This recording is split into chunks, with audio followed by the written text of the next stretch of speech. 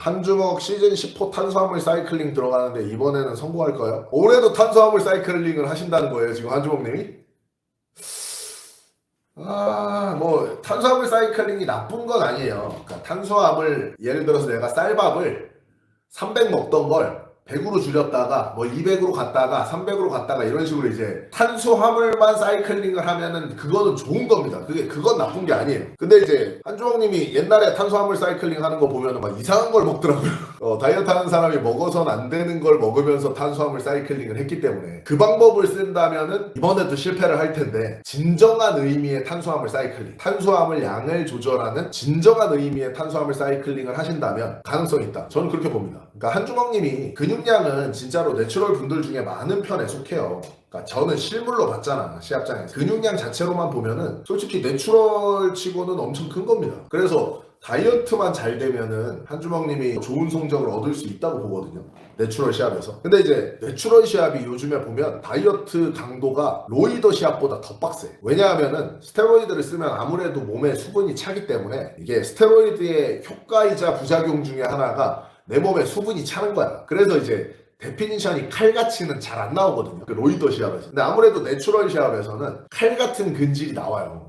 이상한 거 먹으면서 탄수화물 사이클링을 하면은 그렇게 근질을 뽑을 가능성이 거의 제로에 가까우니까 그렇게 하면 힘들 테고, 정석적인 탄수화물 사이클링을 하면 가능하다, 그렇게 봅니다. 갈릭고 그마늘 운동할 때 진짜 좋은데, 남자한테도 진짜 좋은데 한번 드셔보세요.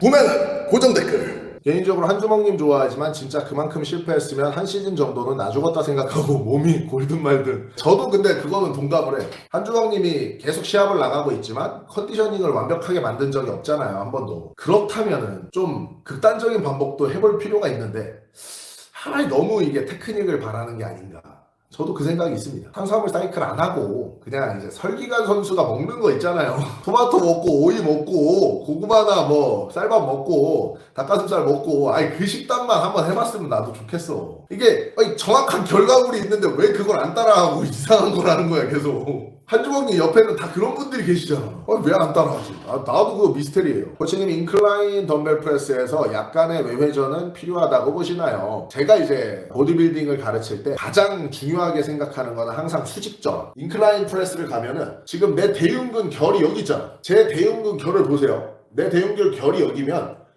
여기다가 무게를 걸어서 이 결 방향으로 주는 거예요. 결 방향으로. 그럼 이렇게 되겠죠.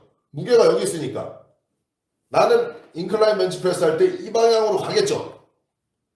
이게 내가 가지고 있는 인클라인 벤치프레스 각도죠. 근데 여기서 쓸데없는 외회전, 쓸데없는 내회전 이걸 할 필요 없다는 거야. 무게와 팔꿈치가 축이잖아요. 그러니까 그거를 외회전, 내회전 신경 쓰지 말고 근섬유의 방향으로, 이 근섬유의 방향으로 그대로 무게와 축을 걸어서 움직이면은 그게 가장 이상적인 보디빌딩이다. 거기에 회전을 하려고 생각하는 순간 마탱이가 가는 겁니다.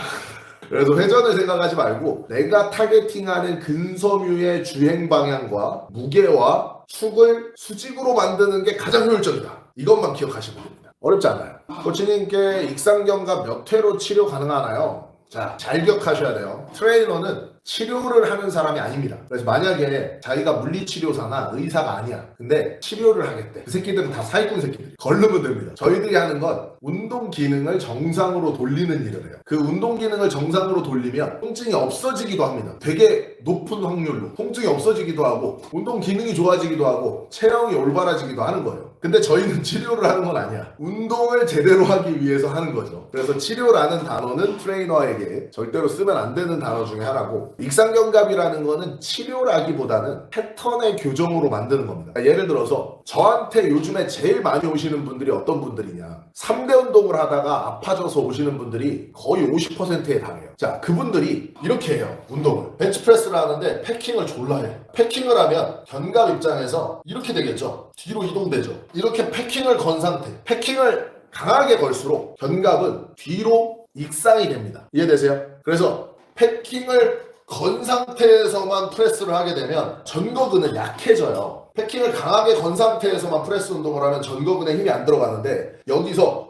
이거를 밀어주면, 여기서 이렇게 밀어주면은 전거근에 힘이 들어갑니다. 여기서 뒤로 갔을 때는 정거근이 이완이 되는 거고 앞으로 나가면은 정거근이 수축되면서 견갑을 안쪽으로 밀어 넣어줍니다. 그래서 그런 이제 운동에 대한 패턴을 개선하고 활성화시키는 운동, 그러니까 보디빌딩 운동의 패턴을 개선을 하고 안정근을 활성화시키는 정거근 운동을 따로 하면 제가 개선을 해드리는 게 아니에요. 내가 회원님을 좋게 만드리는 게 아니라 나는 방법을 알려주는 거예요. 제가 방법을 알려주면 본인이 열심히 해야 돼. 그러면 바로 개선이 돼요. 실제로 뭐 제가 이제 알려드리면 영상을 다 찍어드려요. 제가 이 컨디셔닝 케어 하시는 분들이 오시면 어떻게 해드리냐면 영상을 전부 찍어줍니다. 이게 지금 컨디셔닝 케어 하시는 분들 수업 내용이거든요. 그러면 어떻게 해야 되는지 이런 것들을 영상으로 찍어서 다 보내드려. 그리고 이제 워낙 학연이시다 보니까 승모근이 늘어져 있는데 이해되시죠? 늘어져도 텐션이 올라가거든요. 그러니까 이거를 제가 영상으로 찍어서 보내드리면 배우신 분이 스스로 열심히 하면 자연스럽게 좋아지는 겁니다. 왜냐하면 운동 기능의 패턴을 정상적으로 썼기 때문에. 그래서 그걸 배우는 거예요. 컨디셔닝이라. 그래서 저희들은 치료를 해드리는 게 아니라 운동 방법 그리고 뭐 뭉쳐있거나 그러면은 그거를 푸는 방법 이런 것들을 알려드리는 거죠. 물론 이제 통증이 있는 분들, 내가 운동을 하는데 통증이 있어요. 그런 분들이 병원을 가. 병원에 가서 엑스레이 찍고 MRI 찍었는데 별거 안 나왔어. 주사 맞고 가래. 혹은 뭐 소염 진통제 주고 보내요. 이런 통증은 대부분 근육 밸런스가 깨졌을 때 생기는 경우가 정말 높아요. 그래서 현재 지금 저한테 오시는 분들도 그런 사례로 오시는 분들이 많고 그분들은 대부분 1, 2세션이면은 그 통증, 그러니까 운동할 때 생기는 불편감은 다 없애드릴 수 있습니다. 선생님께서는 관절 중심화에 대해서 어찌 생각하시나요? 기존 바디빌딩으로 심부 근육이 아닌 표면 근육의 비대에 집중된 형태로 운동하다 보니 좋은 움직임이 아닌 편향적인 근육의 움직임으로 인한 기능 부전이 생기기 쉽다고 생각하는데 관절 중심화를 이루기 위한 방법으로서 운동하는 게 이상적인 바디빌딩의 모습이 아닐까 싶습니다. 니거커가 햄스트링 터진 이유이다 생각합니다. 어떻게 보면은 보디빌딩이 가장 관절 중심화의 효율적인 운동입니다. 왜냐하면은 편측이 없거든. 그러니까 보디빌딩은 예를 들어서 가슴 운동을 할 때는 가슴을 주동근으로 걸어서 해요. 근데 등 운동할 때는 이 움직임이 자, 가슴 운동 프레스 했죠. 등 운동할 때는 이걸 그대로 뒤로 쓴단 말이야. 대신에 네거티브를 등에 걸어서. 그렇기 때문에 관절 입장에서 중심화를 하기에 가장 어떻게 보면 효과적인 운동에 속해요. 다른 대부분의 운동은 한쪽 방향의 운동을 더 많이 씁니다. 예를 들어서 뭐 골프, 테니스, 탁구 이런 거 보면은 이제 이쪽만 신나게 쓰죠. 중심화에서 어긋날 가능성이 어떻게 보면은 더 많다. 그리고 관절 중심화는 견관절 입장에서는 회전근개. 회전근개가 GH 조인트에서 관절이 중앙에 있게 해주는 역할을 제일 크게 하잖아요. 근데 이제 크게 봤을 때는 롤링 앤 글라이드라고 하잖아요. 뭐 롤링 앤 슬라이드. 관절이 이렇게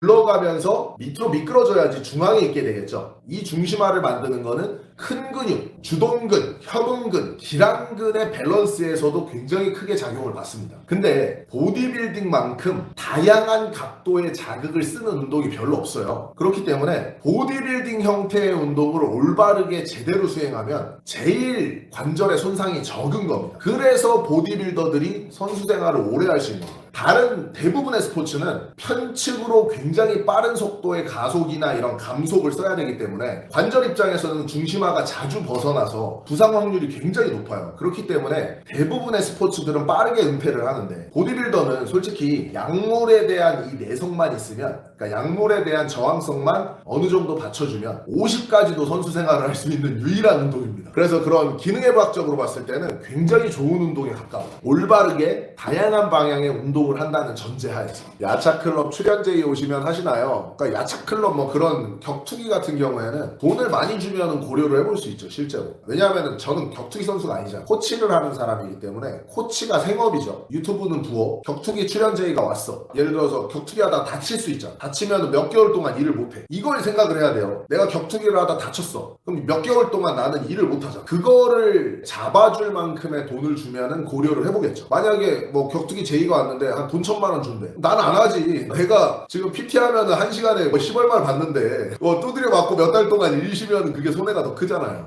그러니까 한주먹님도 그런 취지의 얘기죠. 한주먹님도 뭐 격투기 제의가 오니까 한 1억 주면 생각해보겠다 하잖아요. 그러니까 저도 똑같아요. 저도 이제 1억 정도 주면은 한번 고려해볼 만하다. 돈 몇백 이거 주면 안 하지. 한주먹님도 똑같은 상황인 거야. 자기도 생업이 있잖아. 그 생업을 하면은 한 달에 그래도 뭐 돈 1,000원 벌 거 아니에요, 기본적으로. 근데 이제 그런 사람이 격투기 나갔다가 부상을 당하면 몇 달 쉬어야 된단 말이야. 그러니까 그거를 커버할 정도의 수익이 나와야지 저희들처럼 정상적인 업이 있는 사람들 사람들은 격투기에 응할 수가 있는 거죠. 이게 이제 격투기 하시는 분들을 비하하는 게 절대 아니에요. 그러니까 격투기 하시는 분들은 거기에 목숨을 걸었기 때문에 작은 돈이라도 받고 격투기를 하시는 건데 저희들은 그게 생업이 아니잖아. 격투기로 내가 무슨 유명한 격투가가 돼야지 이런 생각을 갖고 있는 사람들이 아니란 말이에요. 그러니까 바라보는 시각이 다른 거죠. 근데 또 반대로 보수적으로 접근해서 보디빌딩 하는 사람이 아니라 일반 회원들한테는 과하게 고정하는 것만 아니면 숄더 패킹이 더 안전하고 쉬운 방법이긴 할 것 같은, 숄더 패킹을 처음에는 다 알려드리죠. 당연히 제가 그러니까 숄더 패킹을 풀어라 뭐 이런 얘기를 하는데 그거를 초보자한테 보디빌딩 처음 배우러 온 사람한테 와서 숄더 패킹 하는 거 아닙니다. 그냥 그러진 않죠. 기본적으로 견관절을 쓸 수 있는 인지가 생기면 그게 초보자라도 차이가 많이 나요. 그러니까 운동을 한 번만 배워도 운동의 감각이 좋은 사람은 패킹하는 방법하고 패킹을 푸는 방법을 본인이 정확히 인지를 합니다. 근데 그런 사람들은 패킹을 하는 방법도 쓰고 푸는 방법도 쓰는 거예요. 근데 이게 패킹을 안 하면 견관절 자체가 지멋대로 이렇게 움직이는 사람들이 있어. 이렇게 막 그런 사람들은 패킹을 해야죠. 그래서 저도 유튜브 영상은 좀 자극적으로 만들어야지 조회수가 나오니까 저도 좀 극단적인 표현을 일부러 쓰는 거예요. 어그로 끌려고.